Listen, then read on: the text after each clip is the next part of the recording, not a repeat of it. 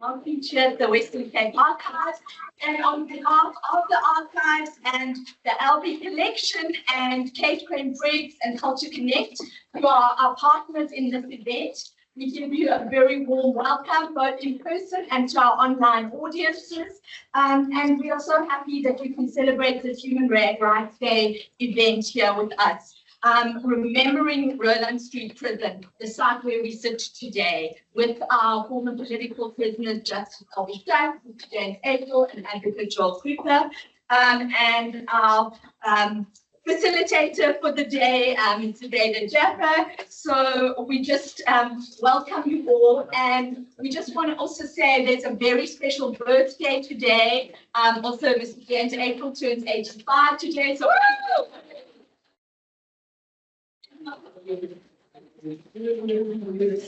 Justice, happy birthday to you. Happy birthday to you. Happy birthday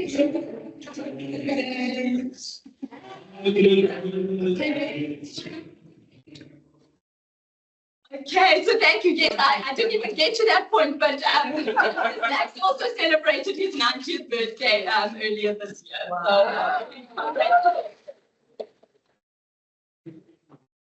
and just a few housekeeping. There are bathrooms in the corridor to your left and right as you go out. Obviously, there's an exit over here and at the back. As you can see, we are being filmed. So I hope everybody is okay with that. Please just flag it if you are not. And please, if you can ask that cell phones are on silent or off. So that's just me. I'm going to welcome the head of our department, Mr. Guy Redman, who is going to give the formal welcome. You can do it from here, so that they can see you online. Clap for. Thank you very much. I prepared a few notes. Yeah, and thank you for doing the acknowledgements, Helen.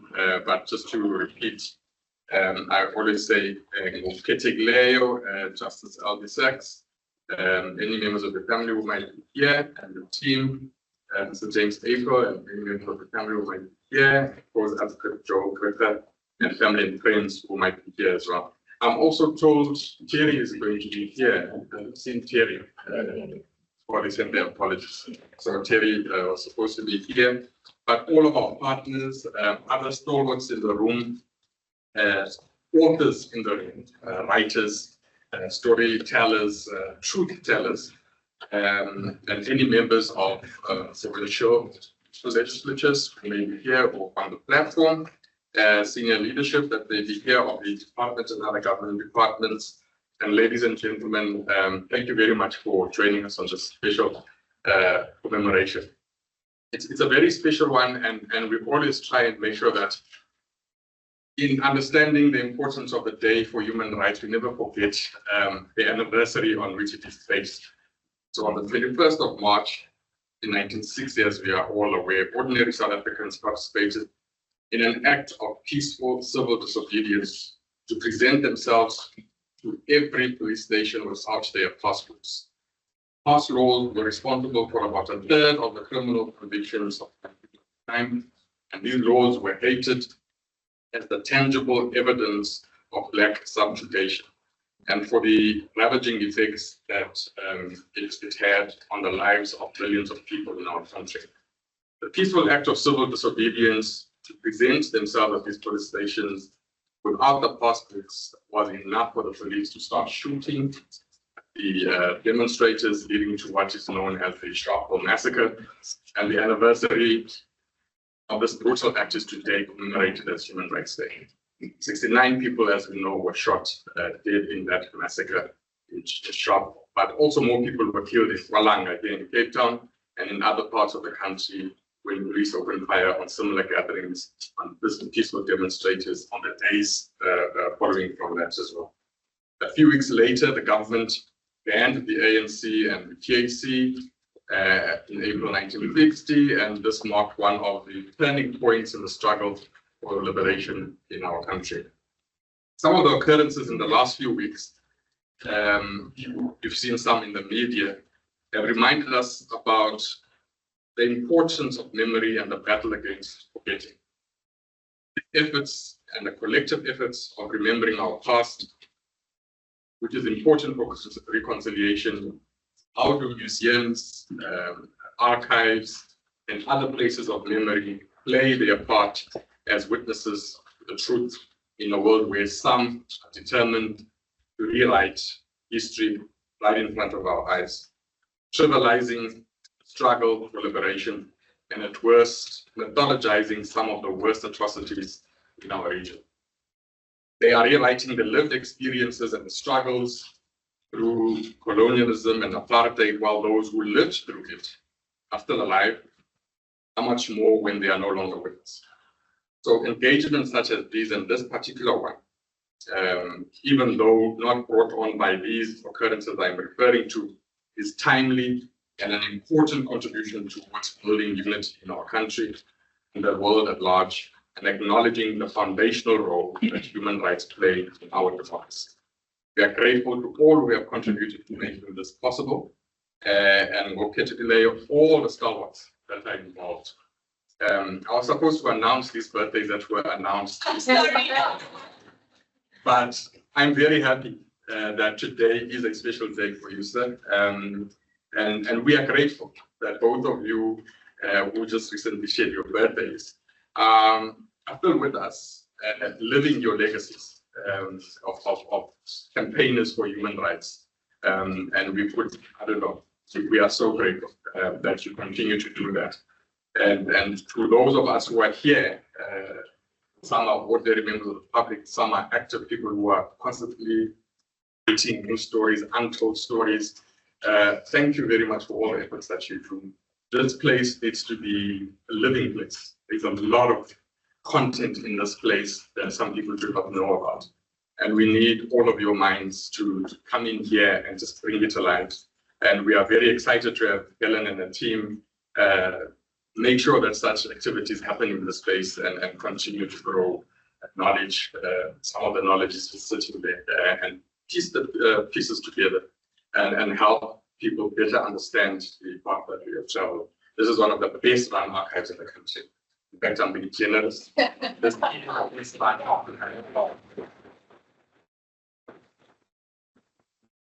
you to the team at the archives for the efforts. Thank you very much. Thank you. Thank you so much. I'm sorry I stole the birthday time, so I couldn't help myself. Okay, so I'm just gonna briefly introduce our panel, which needs your introduction. But we have Justice Albie Sachs, who's a writer, an activist, and former Constitutional Court judge. And he began practicing as an advocate at the Cape Bar at the age of 21, defending people charged under the racial statutes and security laws of apartheid.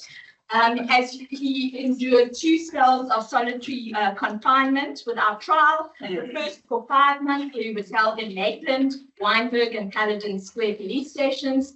The second was for 3 months in 1964 here in Roeland Street Prison, and thereafter he went to exile in England. In 1988, he lost his right arm and sight in one eye when a bomb was placed in his car by security agents, South African security agents in Mozambique. And after the bombing, he returned from exile to devote himself to preparations for our new democratic South Africa, and specifically the Constitution. As we all know, he has continued writing and his work to promote constitutionalism, the rule of law, and healing in divided societies. And then next to him, we have Mr. James April, who was born in Cape Town in 1940 and joined the South African Coloured People's Congress in 1961. He and Basil February and others were arrested and held here in Roeland Street for painting political slogans, free detainees, and resist for your liberty in 1963. They were subsequently charged with sabotage for being part of a military training camp in Mamre in 1962, and they were represented by then Advocate Albie Sachs. After undergoing military training outside South Africa, James April re-entered the country in 1970 to set up ANC underground networks. He was arrested and tried under the Terrorism Act and served 15 years on Robben Island. He then joined the SANDF in 1990. And then on the end, we have Advocate Joel Krige, who was born in Worcester. And at the University of Cape Town, he became a student activist, and that prompted his time in the Roeland Street Prison. And in the early 1980s, Joel tutored at the Mowbray Night School run by SACED under the directorship of Dr. Neville Alexander, and provided free legal services at the Workers' Advice Office in Athlone.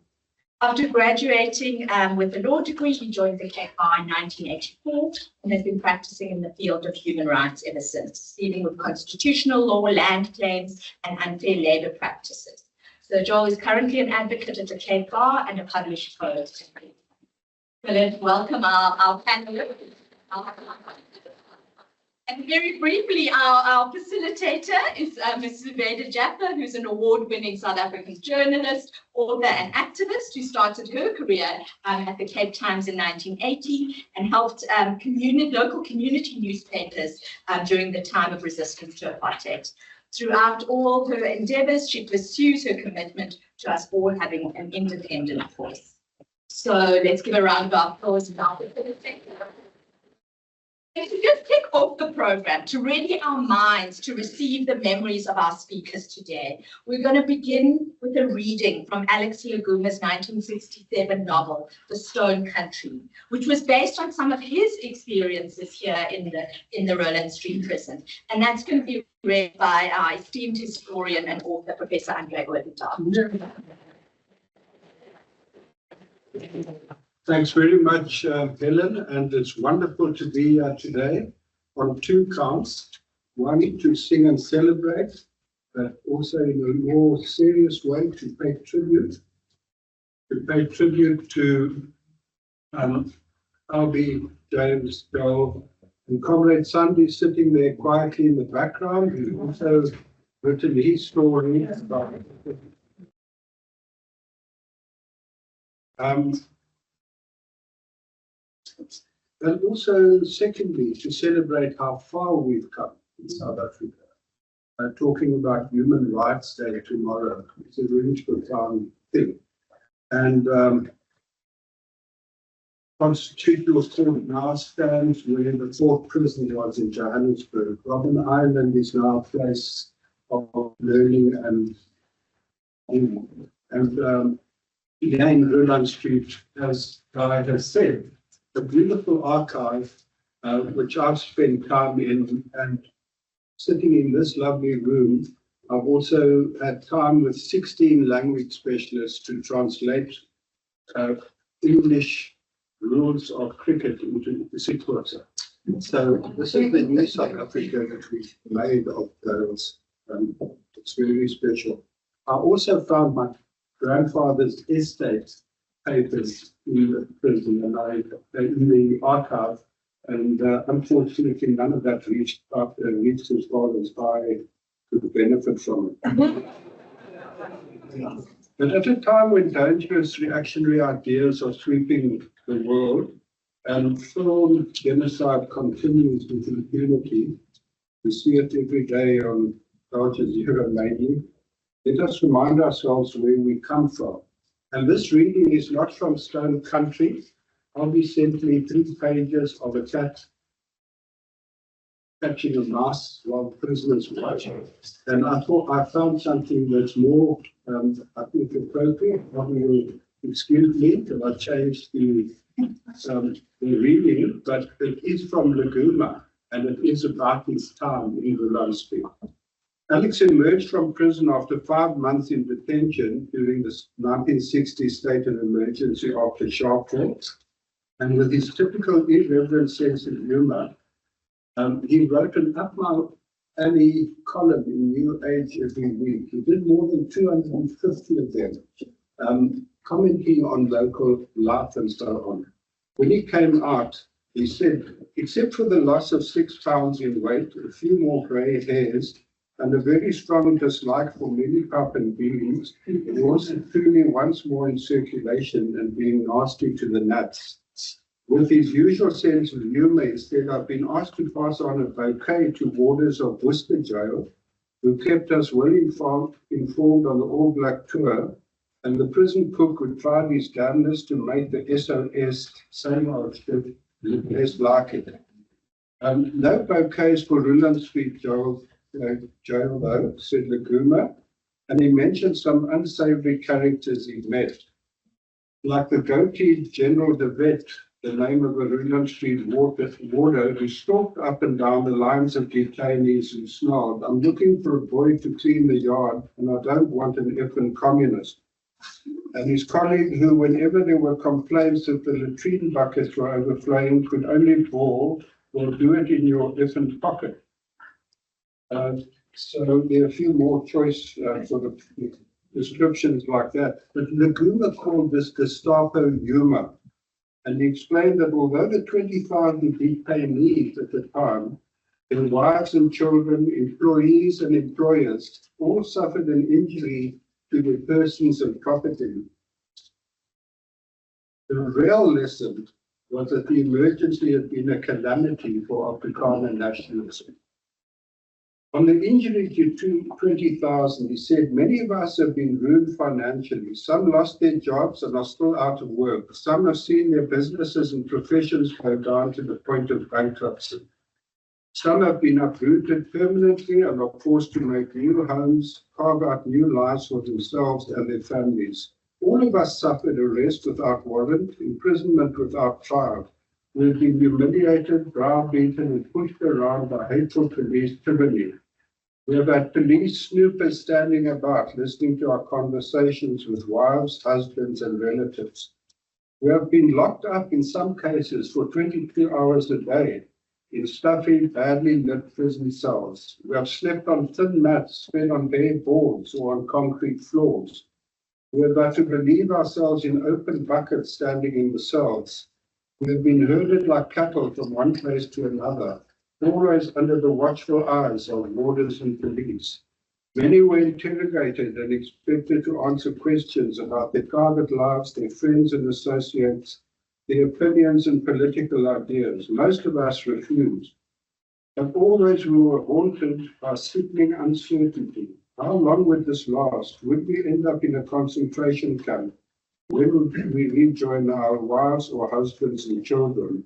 And the trials of our families were even worse than ours.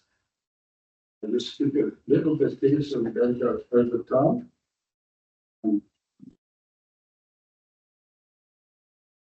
And then said Laguma, among the losers must also be counted the wealthy shareholders whose shares went rocketing down to the extent of £600 million or so. I don't suppose that they ate or drank less or sold their jewelry and big cars, and we need not waste much sympathy with them, but they too were victims of the emergency in their own way. But most of all, and this is very interesting to note in these times of Donald Trump and AfriForum's white victimhood, Laguma argued that the emergency was a calamity for Afrikaner nationalism, and perhaps also for the Afrikaner people, because they had allowed themselves to be mixed up with Afrikaner nationalism and the nationalist government. During all those months of imprisonment, the only white officials, that was 5 months that time for him, he spent altogether more than 4 years in solitary confinement under the 180-day, 90-day laws, and also banned to his matchbox home. At one stage, not using it for 16 months. During all those months of our imprisonment, the only white officials, political police, and prison wardens with whom we had anything to do were Afrikaners. We realized as never before that the police state is manned from top to bottom by Afrikaners. This is a very heavy burden, perhaps an unmerited one, that the Afrikaner people have to bear. And we know that the state and its officials are there to protect the wealth and privileges, not just of Afrikaners, but of the entire class of property owners. We know also that it is the English and not the Afrikaners who own by far the greater part of the wealth in the mines, factories, banks, and big companies. But it is the Afrikaner people who have taken over the machinery of the state. They are the ones who frame its policies, direct its activities, and carry out the orders of the government. So in our minds, as in the minds of countless others who suffer daily oppression under the color bars, a connection has been formed between the police state and the Afrikaner people. The Afrikaner has obtained a monopoly of political power and of the fruits of power, but he has paid a terrible price for his victory. To gain his political kingdom, he has turned the rest of the population into opponents. And it sounds a bit like Trump, and as regards many hundreds of thousands of people into determined bitter enemies of his rule.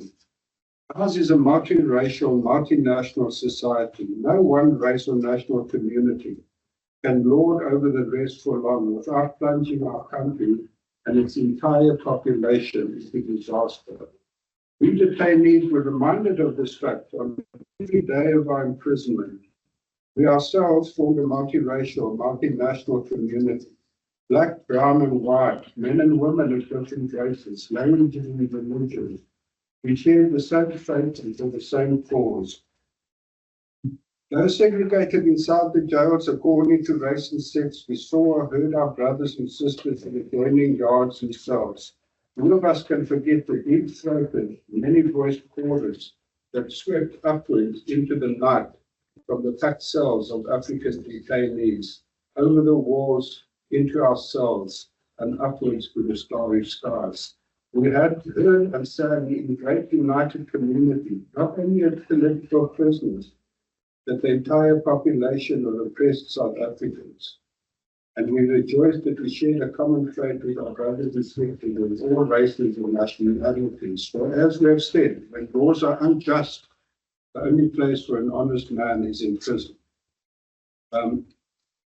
In the multiracial, multinational community of political detainees lay the guarantee of the future in South Africa. We knew that we had been jailed because we rejected a social order that violates every moral and religious law, that dooms people to poverty, ignorance, and oppression because of the color of their skins, that has become a key word among the nations of the earth for brutality and disregard for human rights. We were in jail because we demanded dignity and respect for all South Africans.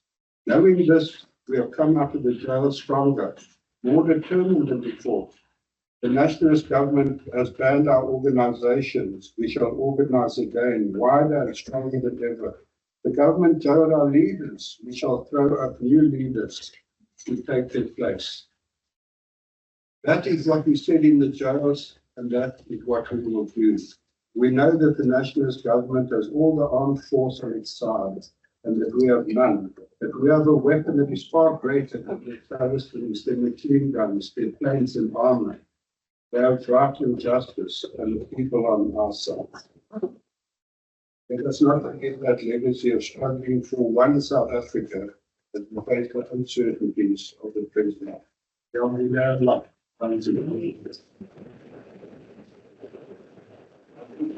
now I'll hand over to our panel. Thank you very much, Hillary. When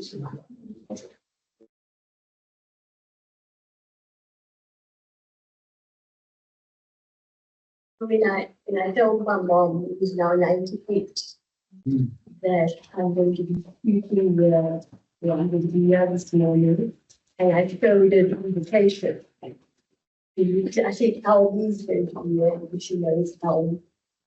So I showed her the invitation. And she looked at it and she said, why is it all men? I said, Mom, it's all men because the 5 women, if I understand correctly, have passed on. Elizabeth van der Hayden, Delphi September, Dorothy Alexander, Doris van der Hayden, and Stephanie Kim. So, okay.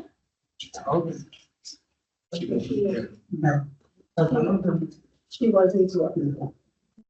So we look forward to hearing memories and stories, but not because we only want to remember, but because we want to go into the future, a different kind of society that can embrace all of us. great pleasure to hand over the meeting to Justice Albie Sachs. Albie.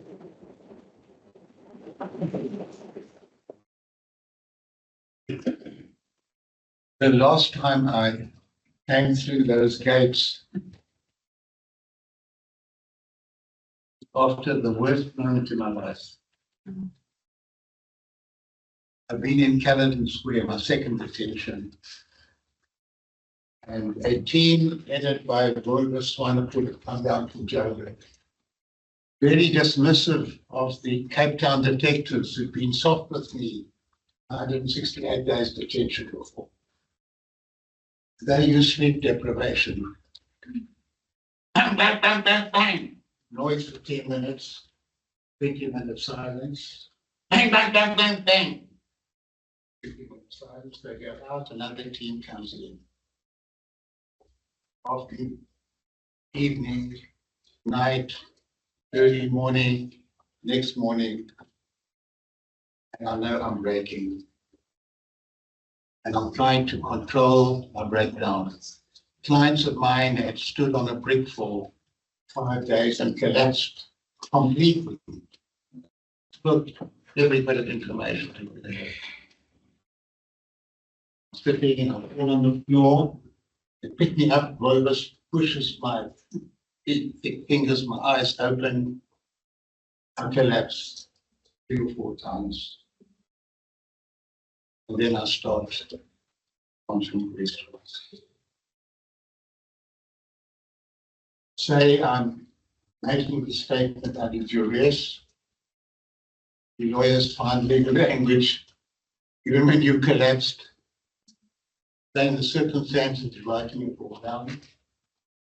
And starts asking questions. I notice you only mention people who are dead and out of the country. That will come back. I was actually saved.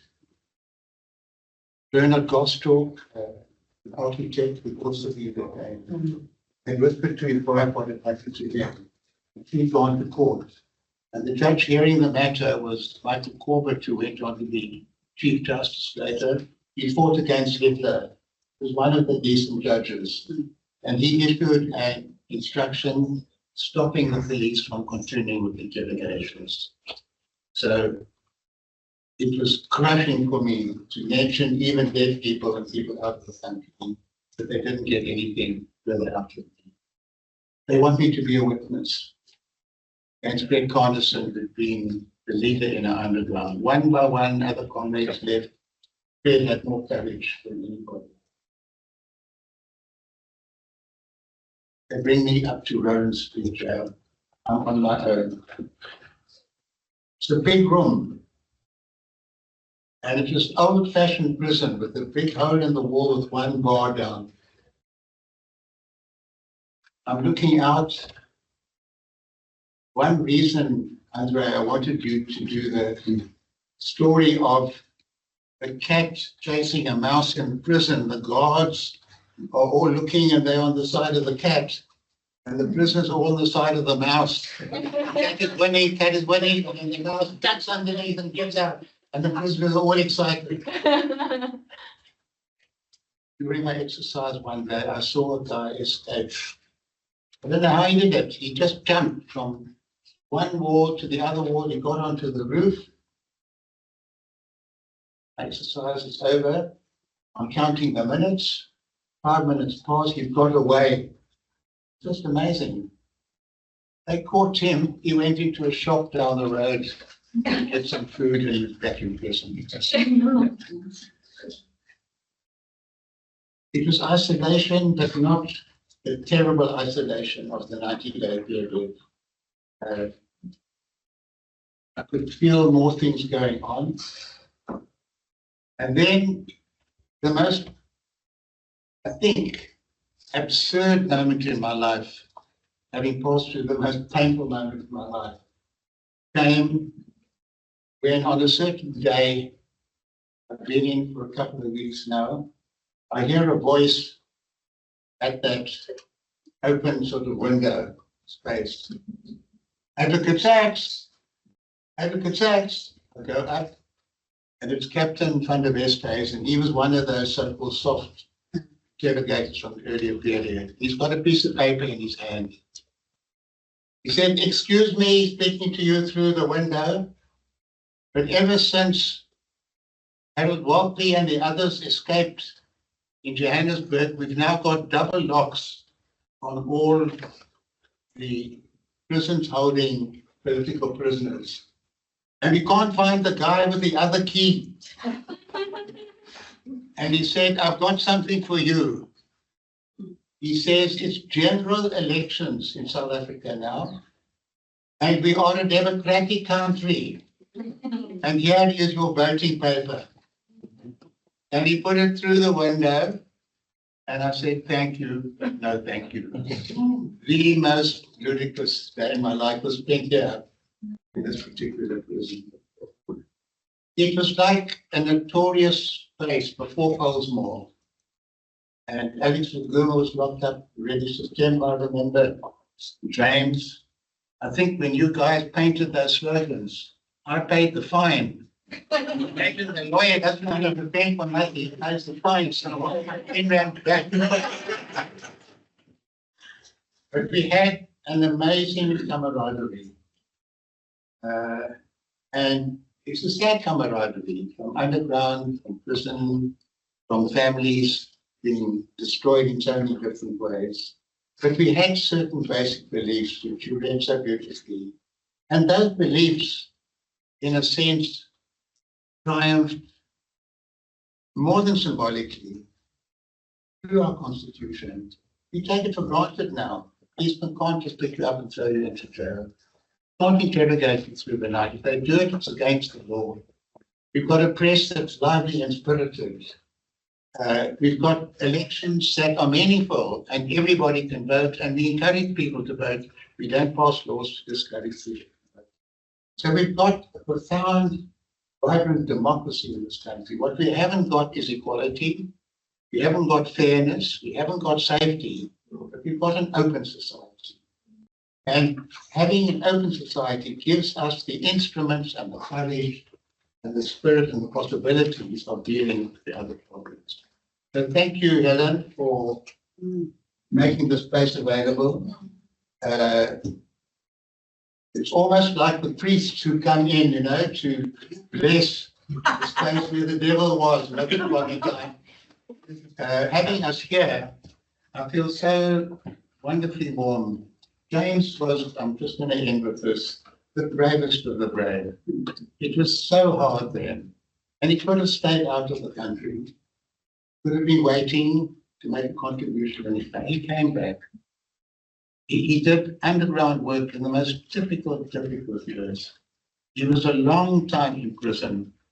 Your sister came to London, I remember, and I would mention James April and Dennis Goldberg, my two friends, in every speech that I made anywhere. Joel, I met when I came back years afterwards. I didn't even know you were also Jailbird Joe. So I'm very pleased to feel you part of the brotherhood and sisterhood. And Zubaida, do you remember that day? I just back from 24 years of exile, and somebody comes up to me and she says she's Zubaida Jaffa. And we were just names. I would be Albie Sachs, I'm a real person. And I didn't know, are you allowed to hug a Muslim woman? And I couldn't take any chances. You hugged me. And it's very wonderful that you're here and that you're presiding over the proceedings. Thank you, everyone. Thank you.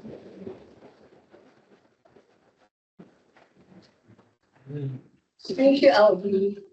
You know, it's so I prepared something that I was going to say, but because we so and that at the time I didn't stick to that. But I just want to mention something. Like the African American poet Langston Hughes often reflected on the struggles of the African Americans. And his powerful poem, I Too, he writes, they'll see how beautiful I am. and be ashamed. I too am America. And listening to you and listening to what you said about James and Joel, I think of, you know, how long it's taken to get to the point where there's a beginning of an understanding that we are all richer, knowing one another, knowing everybody. And we're not, rich when we live in small, confined, But enough of my words. I'm going to thank you, Albie. Thank you for that. And I'm going to go immediately over to James. And James, we're so looking forward to hearing from you. Over to you.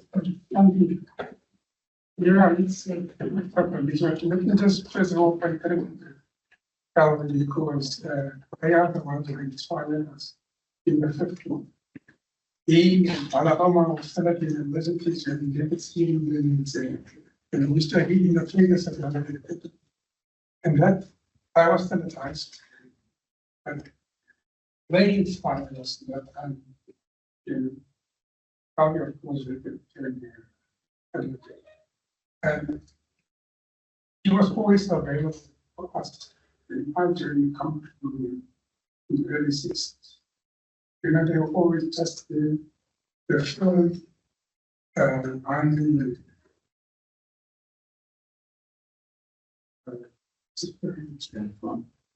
some country for, but the film itself they feel trying by not enjoying. They were always there to assist political people. I can call upon, especially online. People call upon you anytime in the neighborhood, and in terms of it's a community it's people always information. The part of the privacy was always trying to get this thing, and that was the scale. And then the presidents will help with the part. And for that, we are really thankful. The county was received the county in the late 60s. County because the past first Alabama and the county has in Snowden Payton case, and then on the Maloney case. Was a more serious to getting our long-term details. And that detention was first at the central police station. And then later when we were charged, we were all going to, some of us were kept here in detention. Others were already remanded. So that's what they call a remand. And then part of it, even part of it was for common law prison. And the so-called political person were kept for what they called the Mechat. They used to say, Stiral Mechat. And we were wondering what this Chat was. What was going to the Chat. Chat was like a two-story something. And we were on the first floor. At the bottom there was only two cells. And it was a steel door and just a slight hole like that. And when prisoners from governments punished, they were put to rest. And I remember one prisoner who was one of the leaders in the government side, he was people with us one like number 5 or something. And he used to, steps of tone breaking the head. Several secrets. We follow, and it says in really let our thoughts turn. We had to let our thoughts turn. We keep quiet. You see, really special, and that was that. We have to learn from it. So I remember the first time we started in the country. It was a didn't with us. And, we followed what he was doing, and he was sleeping and sleeping the next morning. And we were just taking him, only what he was doing, sleeping and lying and bed, until the authorities came. And he was saying, look at them still sleeping. And then they got the chief, he was 3 meals, 3 months a year. For the day, no meals for the day. Because we didn't know what time we did it back in the morning. So we had to learn the hard way, unfortunately. And that was that. Subsequently, we were released on day for the first time. I was slowly getting ready for going past. First,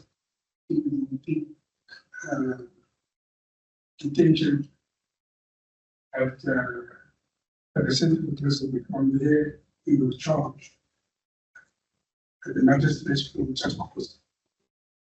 And from there, he was a year in the mirror of his army inactive. And we were all pretty much, it was actually Kuma joined us because he was charged with journalism. So it was both of us. Father Mami, Mr. Suddenly on the Congress side, the Nigeria was still in detention. Yes, they were here in detention. And then he was feeling the pain of isolation. Elijah Rosa was also here. And he was just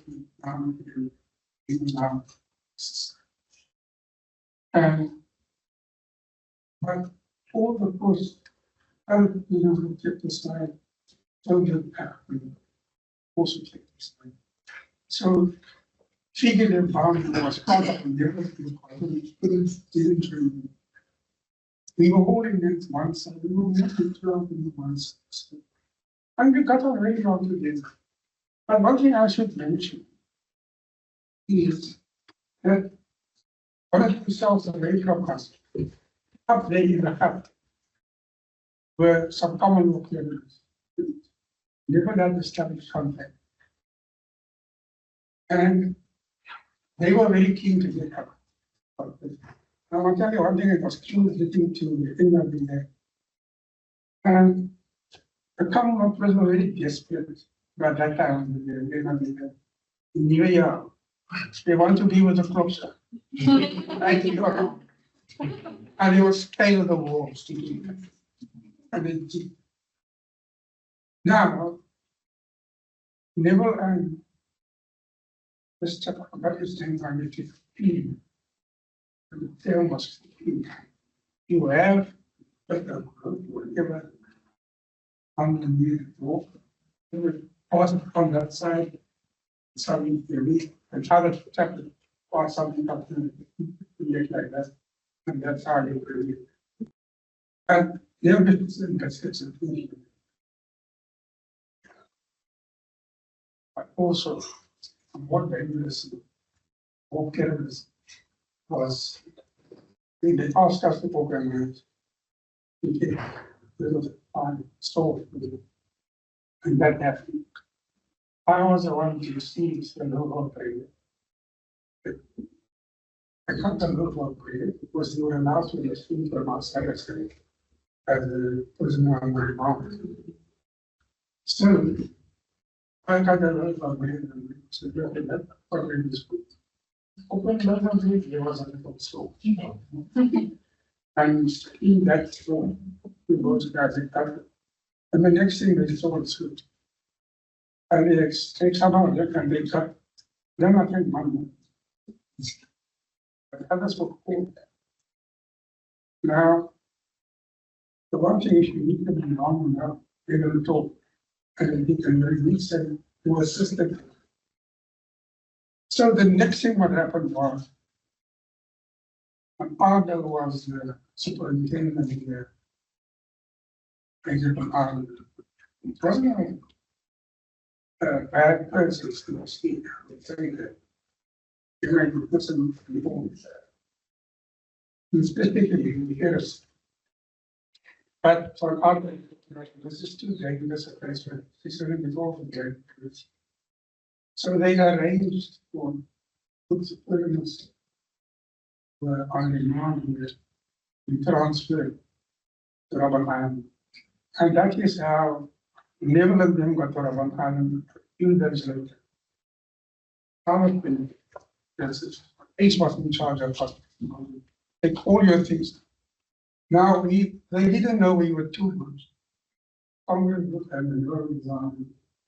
So I said, they won't take all your person and take any. So we didn't know it, but they would take it. And then the next day, another came and saw us. But why are you still here? It is what it is, you know. The instruction was you would take 3 years to go. They wanted all the prisoners to go. They were all constituted. And that was actually what happened. And we stayed on here. He appeared in court and we were grounded back about 2:15. And we had decided to initiate bring the time. It was having nightmares. In the middle of that, we found out the child. And we had decided to, the first person is will be, so he was the first one to be released. And the last 2 people to be released were myself and Mr. Posadon. That was in the early 1964 from Roeland Street Prison.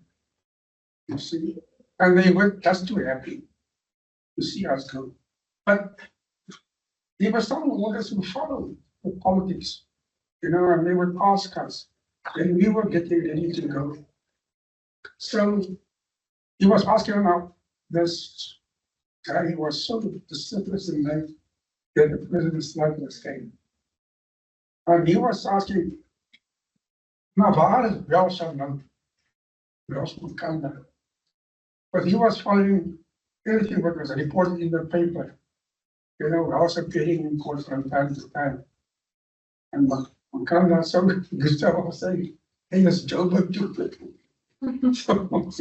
So he was, yeah, he was satisfied by many things. It just to show, you know, there was this element among them. Just how we were mentioning Captain from the race, he didn't clean up on the race. He actually designed from the race. Because of this, you know, find yourself at one of this new country. And he designed from the prison, he charged to the charity. And that's why I had Robben Island. He woke up with one, you know, always fight and he was yeah. And I was, there were other, and I must say this also, those waters, yeah, I really think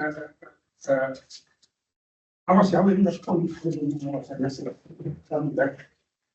in Durban, and there young water was giving upstairs, you know, while I was awaiting craft. And he was telling me what the is about the water. And what he was saying is still, you know, and I found it was, you had an opinion of waters at the time about the crude grass, you know, which is not even easy. Now that's put it in the early case in Robben Island, the people were people on a daily basis. You know, it was the very first thing about my fellow African. I'm going to in the same way, you know, and indiscriminate, looking at how people were bad. But that is my story from that point of view.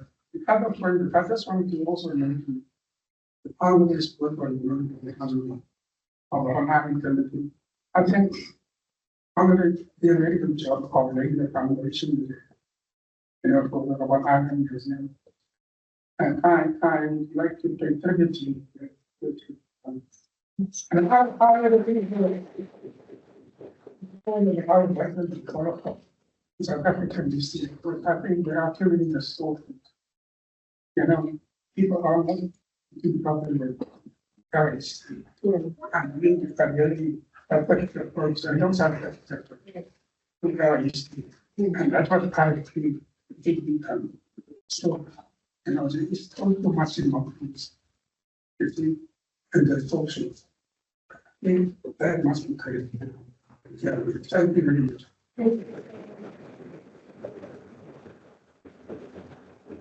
You know, James, you talk about, you know, knowing being inspired by Albie and others.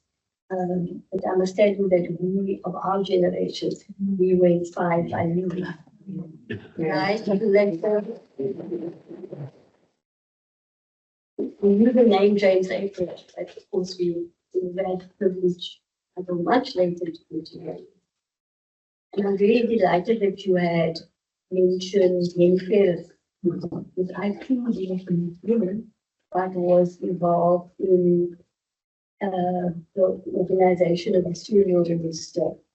And for the first time, the ANC flag was raised since the 60s. When they mashed voters, a great activist. So I think that gives us just the right moment to move on to Joel, who comes from Worcester. And I said to Albie, I thought Joel is too young to have been in Roeland Street, you know. And Albie said, you know, he was in Roeland Street. So over to you, Joel. I suppose the reason I was invited to come here is because I spent a lot of time in these archives doing research in laboratory. Tells the whole history of South Africa in its indigenous form. It's extreme bureaucrats call it everything. And it was 1976 after Judy massacre.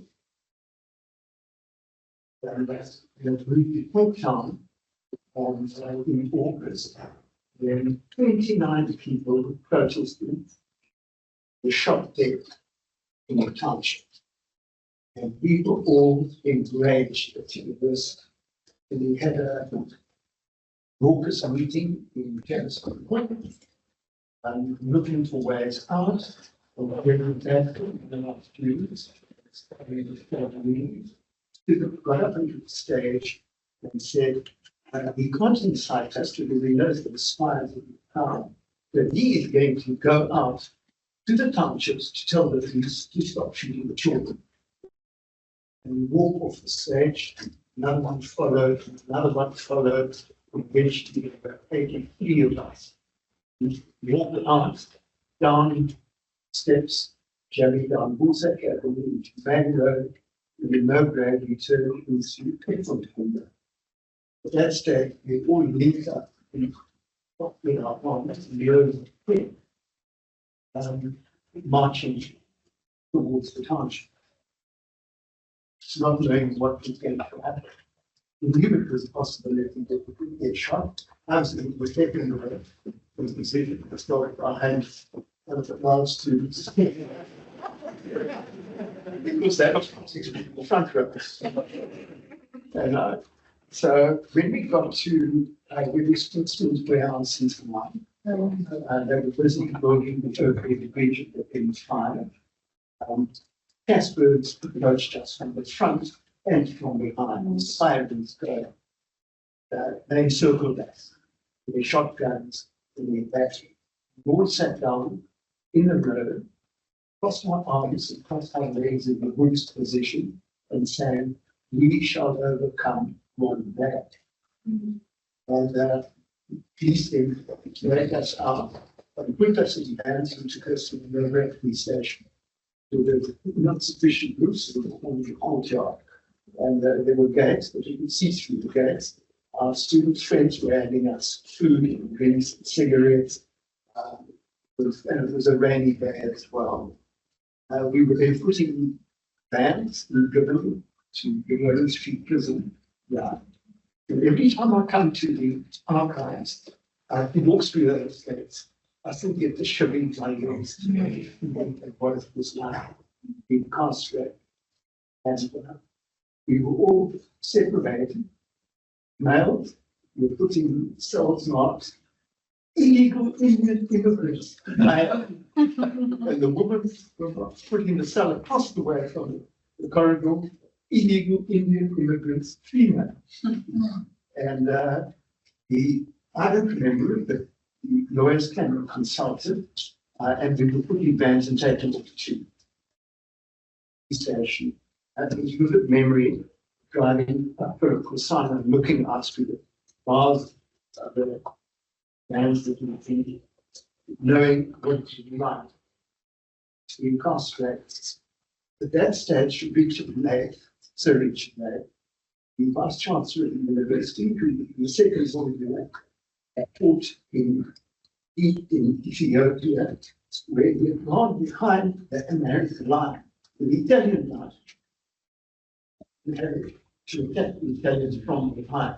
He briefed the university lawyers, Michael Emmett from Walker's, who bailed us out, and they set the bail at 30 Rand each, university paid.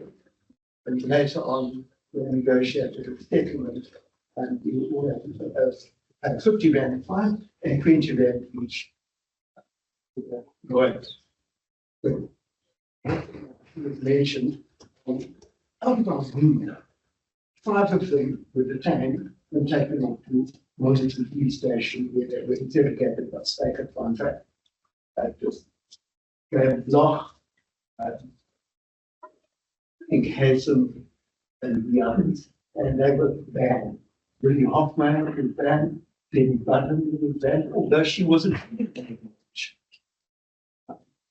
So those are my reminiscence, the archives that I still love because of the information and the documents.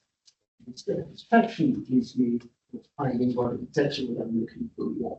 And I must thank Erica Guru for inviting me. She's the chief archivist who guides me through the documents. Just a quick question. Would you prefer that outside facade to be changed? Or are you satisfied that that stays as it is? Absolutely, it will stay as it is because it's the only portion of the remaining prison, and it gives me the memory of what it's like to walk through those gates. I have built in Victorian times, the big gates hanging like teeth above it. Thank you so much, Joel. I'm wondering if you can still sing We Shall Overcome. See, very people in the audience know. It's interesting because the students didn't know the struggle songs. Yeah. But they picked up We Shall Overcome. We shall overcome. We shall overcome. Someday,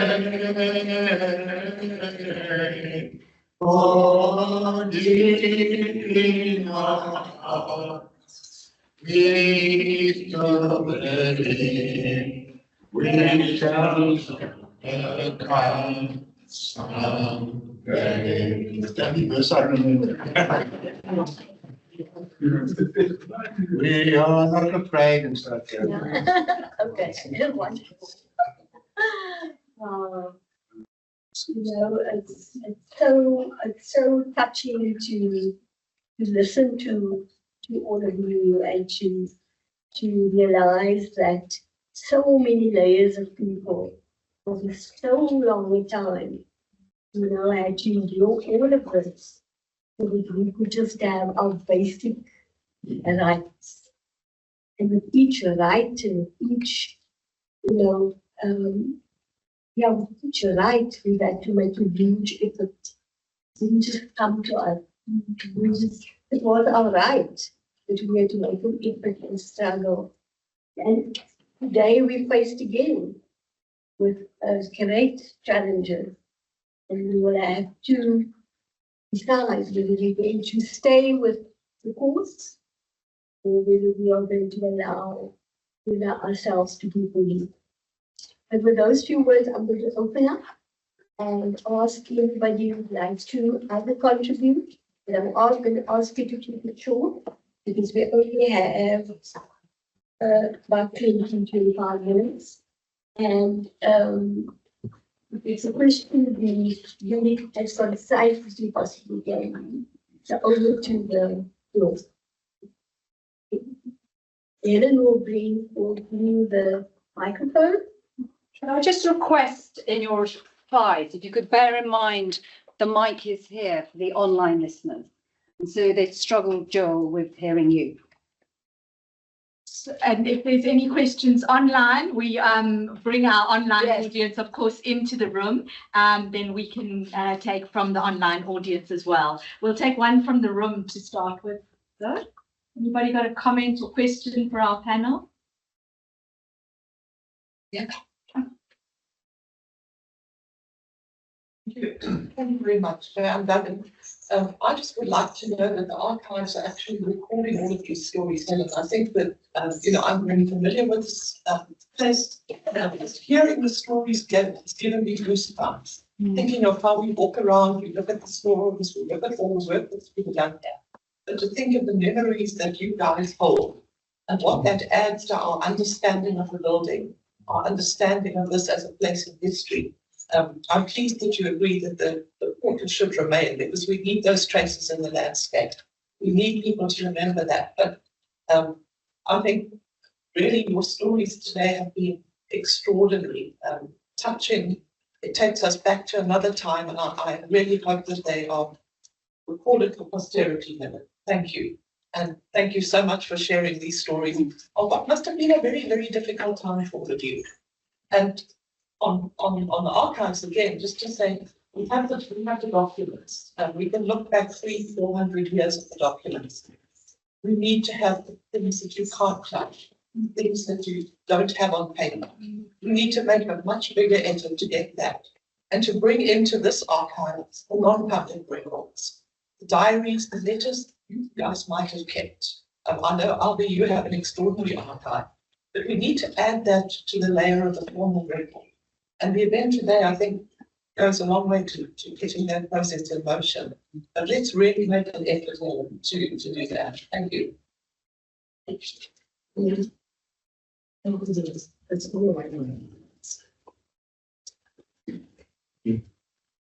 Thanks very much. That has been really very enriching. I went to school at Harold Cressy, opposite the way. Probably about 20 years after we were incarcerated in 1980. And yes, we didn't know a lot of the detail, but we knew of the residue that sat with ourselves, with our parents, our grandparents. And we needed to also learn we shall overcome. And I remember being actually in the courtyard every single morning. We would come in uniform, and we would sing, "We shall overcome," facing the very same facade.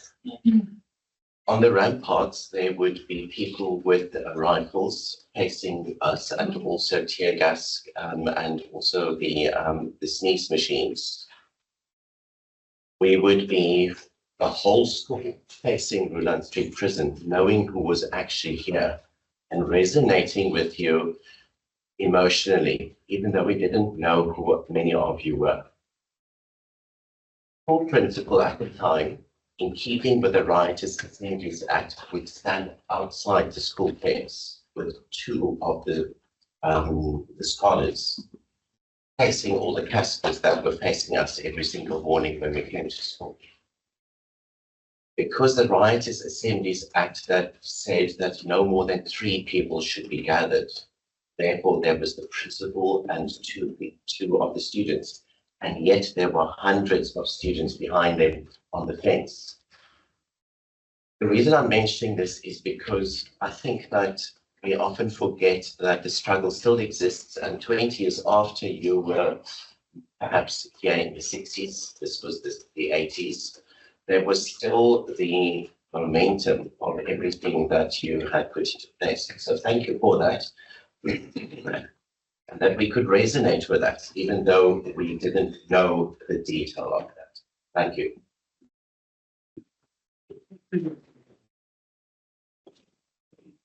There are not questions, only contributions, but that's fine.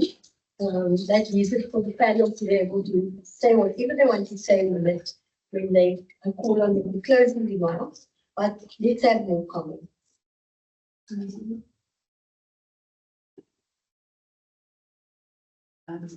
The last time, I'm Susan, I'm Albie's assistant and also a cousin. The last time I was here was as a small child on a Wednesday afternoon with my Mother's Day to bring food to Albie. And we would sit, my sister and I, either my father would bring us or we weren't here, but we'd sit outside in the car. And it was a Wednesday and the mail ships used to arrive that day with the comics. Whatever, mail and magazines, and we would get a comic and we'd sit in the car. We didn't know why we were here. We were just very young and we'd wait for my mom.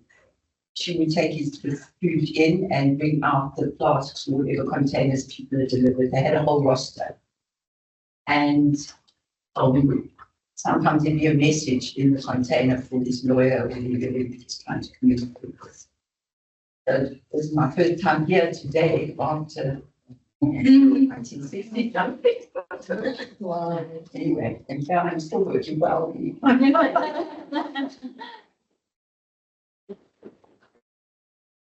A storyteller, and I've also been working in oral history since the 70s.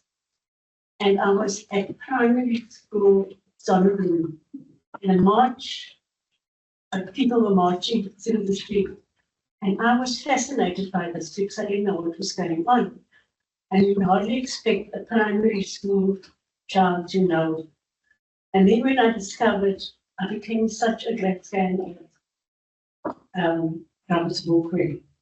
The only word I heard, because they were speaking in their own language, was land. And that bothered me. And then, later over time, the first time I heard it, there was a rally in City Park. That's where I met Fatima Mia and Kacha Bujalesi for the first time. And he reminded me, when after he was introduced to me, he said, I am a Zulu. I know about it.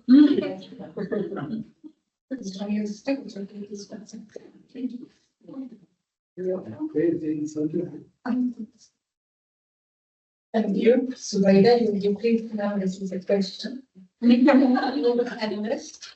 My name is Sally Kazadeh, and I know James April very well. In fact, Dory Masson, who is sitting next to me, introduced us and his family with Mickey over there so many years ago at Sackett when we were involved in materials development.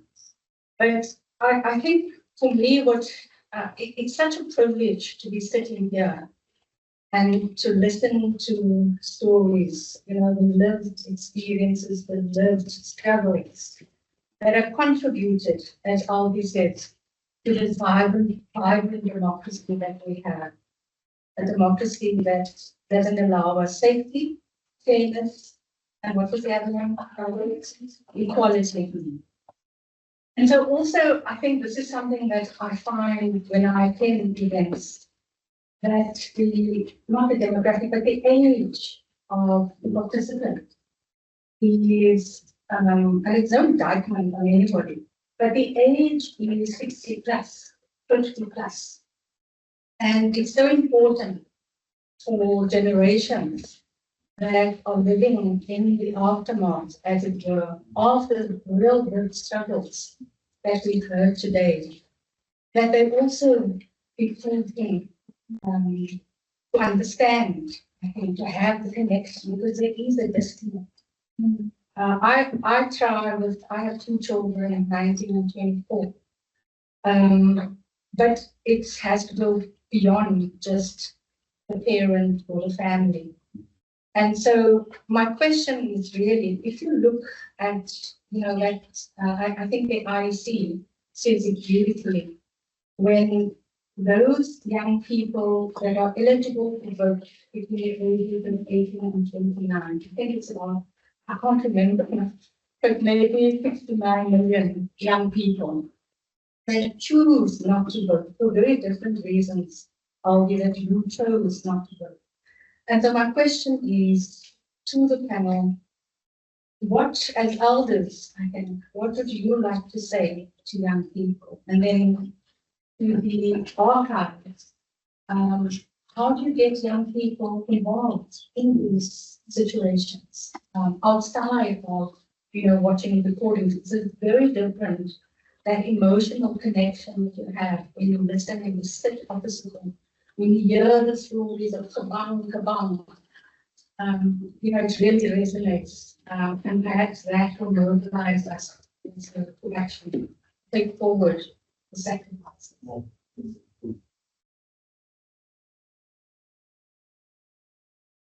Yeah,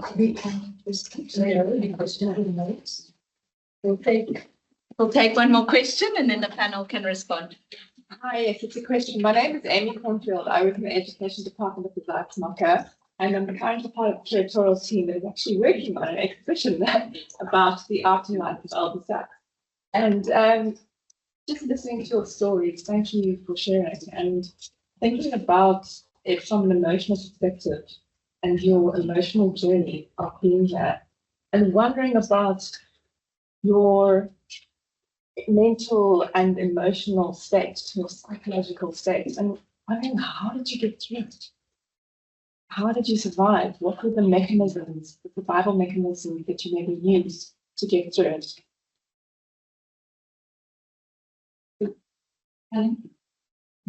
So lady, you don't need that mic. Oh, I didn't. You've got a mic on your head. Hello? A question here. Okay.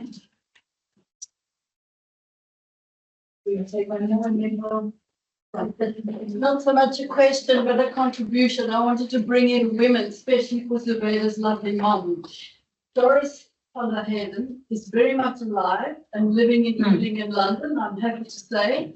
Betty van der Heijden died last year, and she's the only woman in South Africa who spent 10 years in prison as a political prisoner. The only woman. 10 consecutive years as a political prisoner. Joel will be able to tell you which prison she moved to, because they didn't have a Robben Island for women. They moved across various prisons. And I'm happy also to say that Betty's daughter, Tina, is writing her story.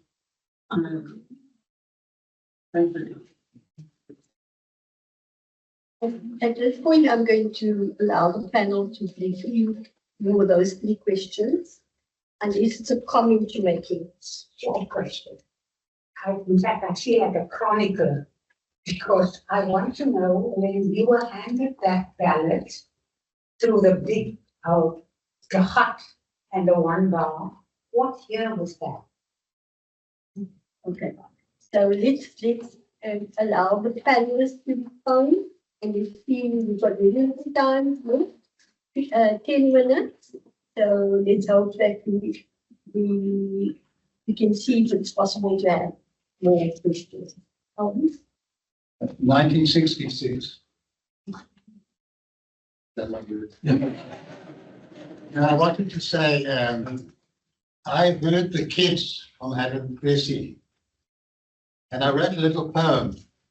The laughter of brown kids at play bounces like a ball across the way. Summoned into my cell that I know so well, where I'm in the cell that I know so well, so that brown kids may laugh and play.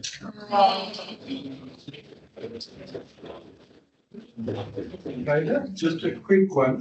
1966 was also the first election when the majority of white English-speaking South Africans voted for the National Party. Some people said that is when the World War officially ended. They all went into the river. Thank you, Andre. James, would you like to respond to any questions?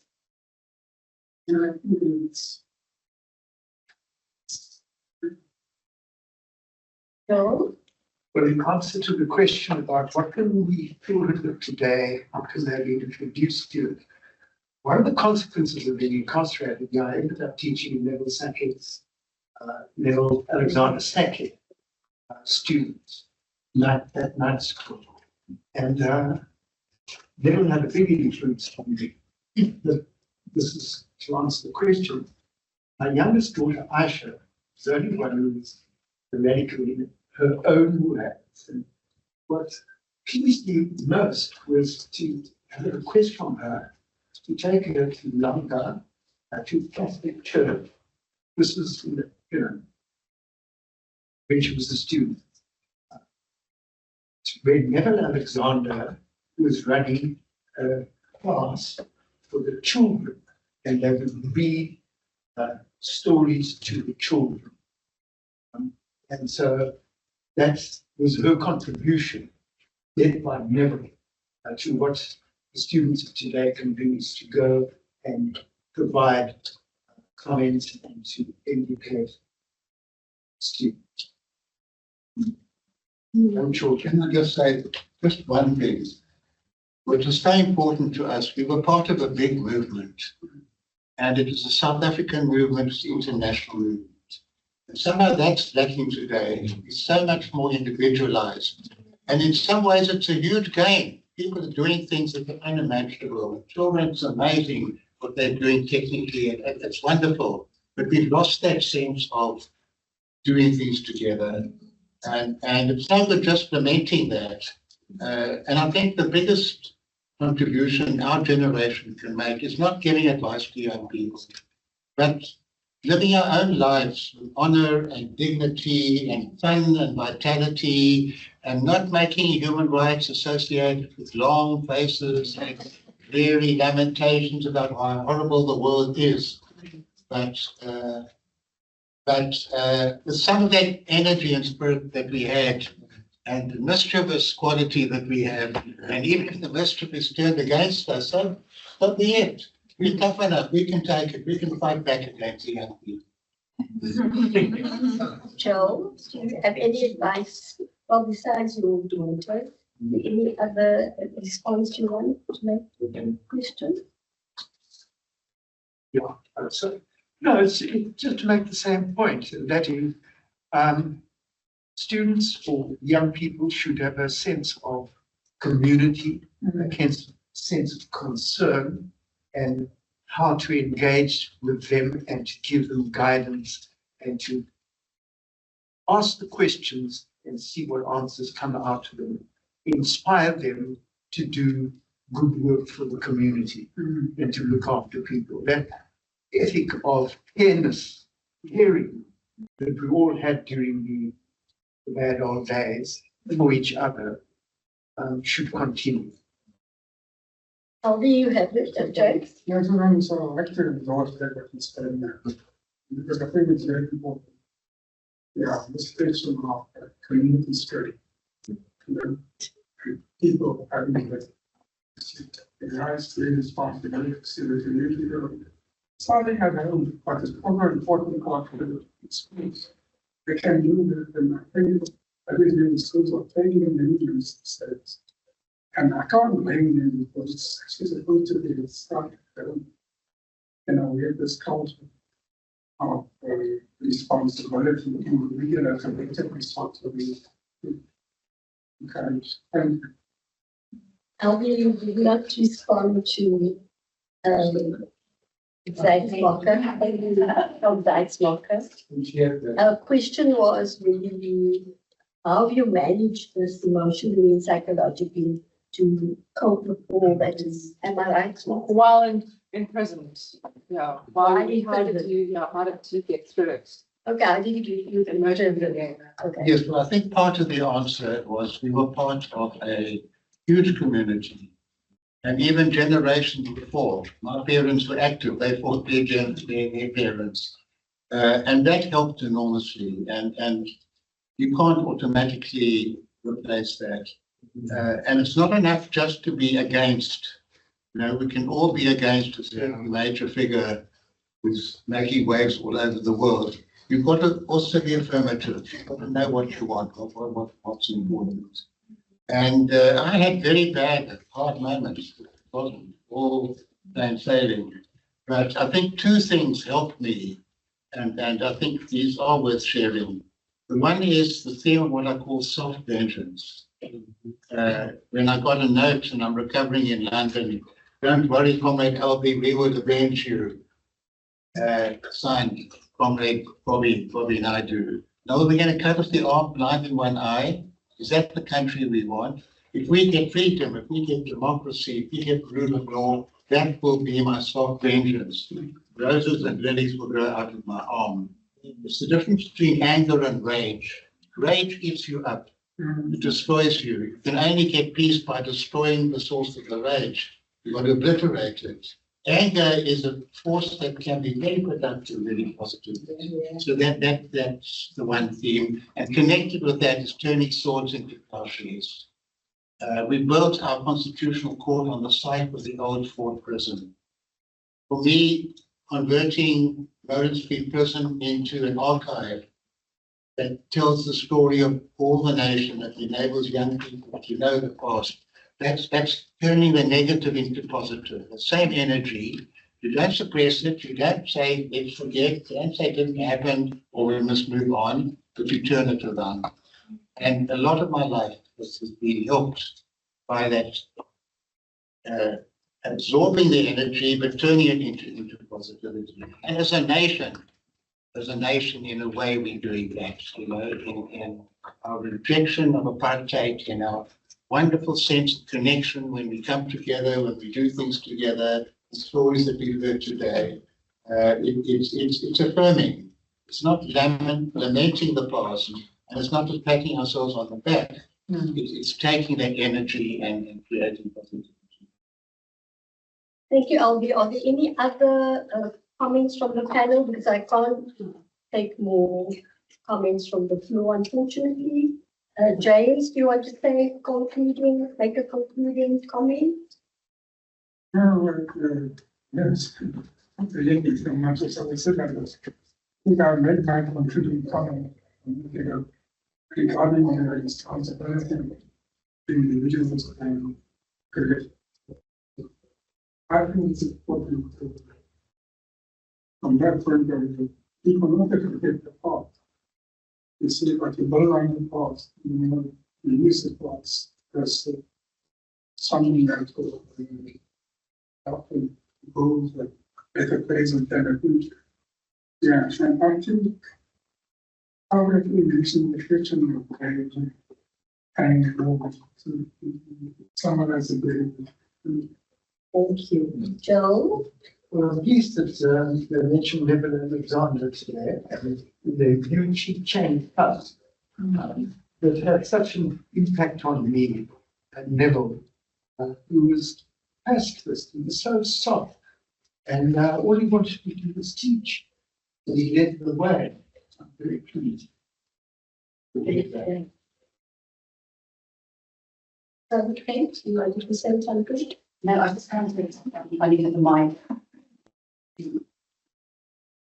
Okay, sorry, I forgot this one person online. I'm sorry I was not around, but there's one person who's asked a question online. So yes, we've got it here, but I think Albie actually answered it already because it was about advice for young political activists who are trying to enact political change in the current climate. So I think that question has been answered, but thank you very much to the online person for asking that. Thank you. I'll start again. I did it again. I have in my concluding remarks, I have a question for the Western Cape Archive. At the moment, and this has been a fantastic contribution, at the moment, the archive is a archive of colonialism. It starts from the 1600s and goes up. I would like to suggest, and it's not for you to answer this now, but I would like to suggest that thought be given to how this can become an archive everybody who has lived here at this point, at the southernmost point of Africa. So to me, coming up with creative ideas of how we present and create information about pre-1652. Because our story cannot still be starting with. And even though it's probably an oral history record, but it's thousands of years that have not been accounted for. So to build also on what the panel has said, that it's not about us hanging on to the past. It's about us using the past as a platform and then building and taking it further for the collective good. What can we do to take it further for the collective good? How can this space really be for the collective good in terms of strengthening the pride and the honor and the dignity of the majority of people in the country. So thank you very much. I hope you all going to enjoy and celebrate James's birthday and enjoy the meal that's on offer. And I very pleased to be here as well. Thank you.